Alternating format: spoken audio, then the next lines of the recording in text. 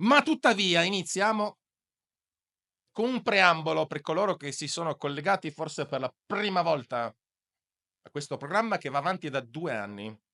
Vorrei ricordare il nome del mio partito, il PNF, ovvero il Partito Nazionale della Fertilità, un partito che si distingue dalla marmaglia che ormai è lì fuori, dato che sia che si voti la pseudo-sinistra, sia che si voti la pseudo-destra, alla fine il menù è sempre quello, ovvero obbedire alle direttive di quella fogna ignobile chiamata Unione Europea che noi vogliamo distruggere.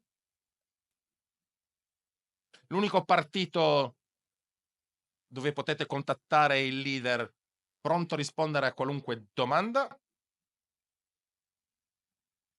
L'unico partito che ha al primo punto del suo programma la riapertura delle case chiuse, che sono chiuse ma devono essere riaperte per far sgambare questi giovani. Dato che, come dice il nome, Partito Nazionale della Fertilità, il problema principale dell'Italia è quello di un tasso di fertilità bassissimo. Abbiamo toccato l'1,18. Le conseguenze sono che l'Italia perderà dai 15 ai 20 milioni di abitanti entro i prossimi 30 anni.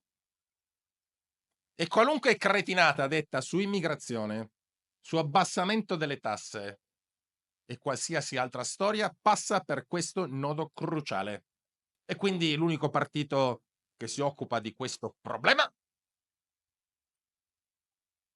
E al secondo punto del mio partito vi è anche la Bruxit.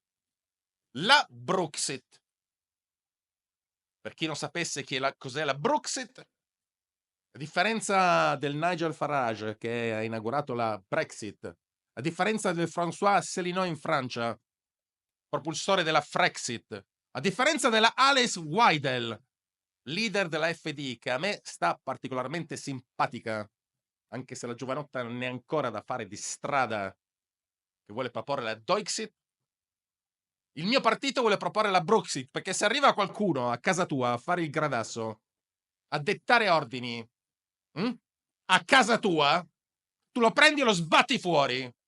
E quindi non è l'Italia che deve uscire dall'Unione Europea, l'Unione Europea, ovvero i suoi 40.000 burocrati che devono uscire da questo continente. E da qui la grande idea della Bruxit, ovvero congelare i 40.000 burocrati europei di Bruxelles a una temperatura media di meno 35 gradi, chiuderli dentro delle capsule criogeniche e sotterrarli a una profondità di 2 chilometri nel polo artico, per poi spedirli uno a uno su Marte.